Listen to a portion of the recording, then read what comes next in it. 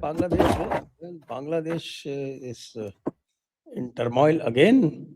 वो तो सुना था कि साहब की वो हसीना जो था, वो हसीना बड़ी एंटी डेमोक्रेटिक थी, बट यूनुस जैसे डेमोक्रेट के टाइम पे भी टर्मोइल हो रहा है। देखिए, बांग्लादेश का अगर आप इतिहास देखोगे तो ऐसे ही है। ये टर्मोइल में कब नहीं था? 71 के पहले भी टर्मोइल में था।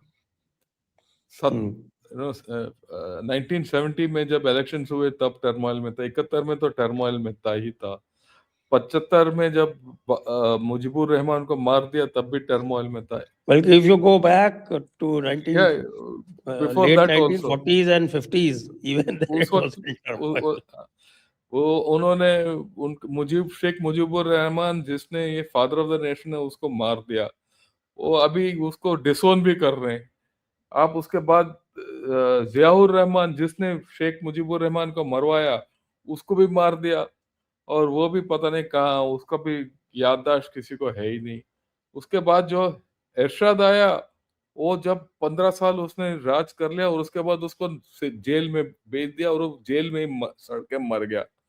और फिर ये दोनों बेगम आए, एक दूसरे के पीछे पड़ गए। अब दोनों बांग्लादेश में है नहीं, और एक तो बहुत बुरी हालत में है और शेख हसीना हमारे यहाँ है। और अभी जो हो रहा है वो, I don't know what's happening. अगर आप तुलना करोगे तो मेरे ख्याल में पाकिस्तान का हालत इससे बड़ा अच्छा है। Yes, yes, yes. पाकिस्तान में at least there is someone who is in control. कोई तो कंट्रोल में है, ठीक है ना। इधर तो ना आर्मी कंट्रोल में है, ना ये यूनुस कंट्रोल में है, ना स्टूडेंट्स कंट्रोल में है, ना जमात कंट्रोल में है, या पता नहीं कौन कंट्रोल में। ये अपने ऑटो में चल रहा है, और ये ऑटो का कोडिंग वगैरह हमें पता ही नहीं कहाँ है ये, या कोई एआई लिखा होगा इसके लिए स्पेशल, आर्टिफिशियल इंटेलिजेंस के बंगाली में, कि भाई ऐसे चलना चाहिए ये। सो उसमें कोई लॉजिक नहीं है आज के दिन बांग्लादेश में जो भी हो रहा है, ये मेरा मानना है। और जो कुछ करते हैं तो फिर ultimately they start shouting anti India and yes, anti Hindu. तो ये एक इनका ये नारा बन गया है। ये नारा बन गया अभी से नहीं, वही बात मैं इसीलिए आई टुक द हिस्ट्री। जब से ये after the initial 4-5 years of Sheikh Mujibur Rahman, anti-India has been their staple diet, right? And अगर आप सब लोगों को, आई मीन बहुत लोग जो देख रहे होंगे, ये उस जमाने में रहे नहीं होंगे, उसके जमाने के बाद ही पैदा हुए होंगे कुछ लोग, और उनको शायद पता नहीं है। बट जियाउर रहमान का टाइम और इरशाद के टाइम में भी हम, और खालिदा जिया के टाइम में भी, Bangladesh was completely anti India. इसीलिए ये, I mean I can not imagine कि ये देश, इंडिया जो है, इसको you know gives birth to Bangladesh, helps them get freedom, everything, and then they go to China. Okay, you go to China, अभी ये पाकिस्तान के पास वापस जा रहे हैं, वही पाकिस्तान के पास वापस जा रहे हैं जिन्होंने इनको बेघर कर दिया। They raped, I mean this is recorded rape, official recorded genocide and rape. So there these fellows are going back there. I mean ये इसका कोई लॉजिक नहीं है। So अभी तो सोशल मीडिया पे ये भी चल रहा है, I don't know whether it is true और नॉट, कि साहब की यूनुस का स्टेटमेंट है that even his mother was raped. हाँ, ये ठीक है, अगर इफ हिज मदर, ये भी झूठ है। ये भी झूठ है, ये मैं आपको बताना चाहता हूँ, ये पक्का झूठ है, क्योंकि he is 84 years old. Okay, and he must have been 22, 24, 25 at that time, and you can imagine his mother, how old she was and all that. I mean, I don't, and he was hardly anywhere, and his behavior doesn't suggest he was happy with creation of Bangladesh. His behavior suggests he would have been happier with you know Pakistan being there.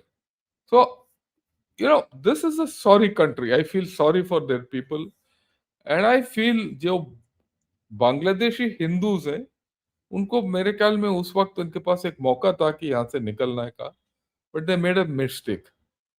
उनका शायद उनका अपना खुद का ये सोच है, और they made that choice that they stayed back. I am sure many of them would be regretting now, because there is no logic in this country. उसका एक रीजन भी है एक्चुअली। क्या है कि It is historical.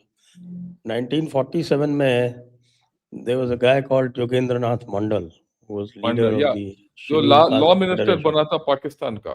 जो पाकिस्तान का law minister बना था। और उससे पहले व्हाट हैपेंड वाज कि जब यहाँ पर इंटरिम गवर्नमेंट बनी थी, तो इंटरिम गवर्नमेंट में वो मुस्लिम लीग की तरफ से लॉ मिनिस्टर बना, या हाँ जी, शेड्यूल्ड कास्ट फेडरेशन, या whose president was by the way doctor Ambedkar. या तो सो वो Jogendra Nath Mandal was he gave this delusion to the scheduled caste there that नहीं, ये मुसलमान हमारे भाई हैं और the upper caste Hindus are our enemies, so we should stay in Bangladesh। तो उस टाइम पे आप ये देखिए कि most of the Dalit Hindus stayed back there, और आज भी जो हैं those mostly people who are poor, जैसे ये जो दीपू चंद्र घोष जो मारा गया अभी, जिसके या लिंचिंग हुआ, दैट फेलो, वो वहाँ ही was staying back because he had no means to even means, या कम टू इंडिया। उसके पास कोई ऐसा इतना पैसा नहीं था कि वो इंडिया भी आ सके, कि एक वीजा लेके आ जाए या कुछ करे। He had no means of travelling to India. या तो ये I agree with you. Jogendra Nath Mandal वगैरह ने, इन्होंने मिल के they put them into that trap, and mostly those who are there, they belong to the lowest strata। It's unfortunate because later अगर आप देखेंगे तो Jogendra Nath Mandal was completely disillusioned with the idea of Pakistan. He went back, he resigned from Pakistan ministry, went back, and I think he died a destitute. That's Yeah, what if he I came to remember right. India and died a And destitute no in one, Calcutta। so he, right. And then I also have met, people when I was in Haflong, that is other side in, Assam.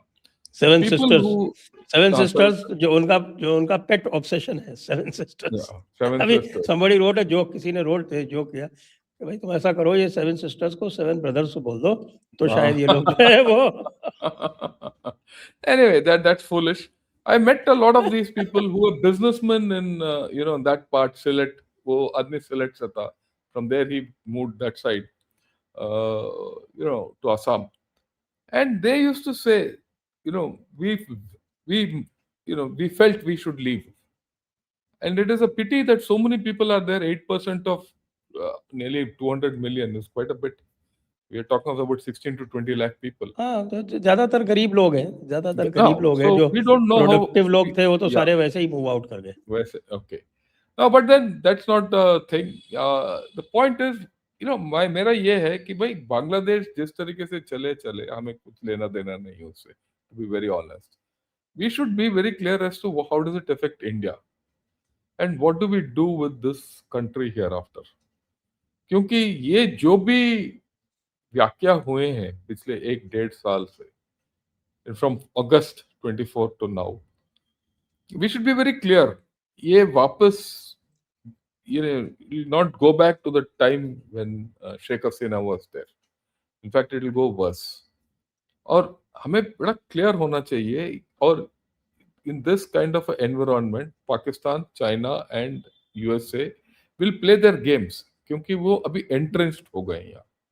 और पाकिस्तान खास करके is fully entrenched because this whole game, if you remember, was started by USA, executed by Pakistan and aided and abetted by China, because all three have their interests, and ये interests वापस नहीं जाएंगे, and they will be there, and for us to hope कि भाई ये हमारे भाई हैं, हमारे नेबर हैं, इनको अच्छी सलूक करो, ये सब मेरे ख्याल में वो वक्त चला गया.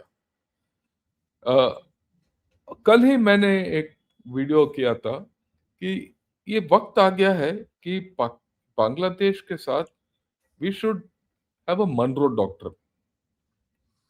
मैं ये बोलूंगा, इट इज आवर ये backyard, it is our backyard, very simple. It is not only for against Bangladesh. I think we should have a Monroe Doctrine as a whole. मेरा विचार ये है कि जिस तरीके से इंडिया में प्रगति हो रहा है, हमारा जीडीपी बढ़ रहा है, हमारा ताकत बढ़ रहा है, हमारा इंटरनेशनल स्टैंडिंग बढ़ रहा है, हमें एक ऐलान करना चाहिए बाकियों को कि भाई आप हमारे बैकयार्ड में मत आइए. हमारा नेबरिंग इलाका हमारा है, और जो आपने उनके साथ डील करना है कृपया हमको भी बता दीजिए। एक एक छोटा सा ऐलान we should say, so that in not only in Bangladesh, आप नेपाल ले लो, श्रीलंका ले ले या आप म्यांमार ले लो, और for that matter even in Afghanistan.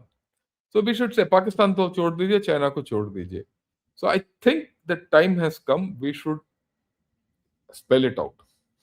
We don't have to overtly spell it out. We can send it out. But against Bangladesh, मेरे हिसाब से there are certain specific things we can do, and we should look to our security, our economy, our connectivity, and हमारा interest को हमें देखभाल करने की जरूरत है। और we should prioritize our interest first and Bangladeshi interest last. This is my view. We ये जो भी हम उनके साथ करना चाहते हैं, we have some कुछ एक्शंस हम पॉलिटिकल एक्शंस कर सकते हैं, कुछ मिलिट्री एक्शंस कर सकते हैं, कुछ इकोनॉमिक एक्शंस कर सकते हैं।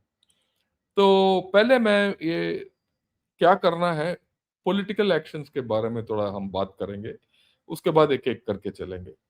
देखिए, आज के दिन बांग्लादेश का जो गवर्नमेंट है वो एक इलीगल गवर्नमेंट है, क्योंकि ना ये गवर्नमेंट का the way it is not with their constitution, constitution है ही नहीं। यस, ना आर्मी कंट्रोल में है, ना ये बुड्ढा कंट्रोल में है, राइट। इवन यूनुस और बुड्ढे ने सारे टेररिस्ट को छोड़ दिया है, टेररिस्ट को छोड़, तो there is no control. The government is, ये एडवाइजर्स कुछ बैकी बात करते हैं, there's no control, there's no law and order in this nation at this point of time.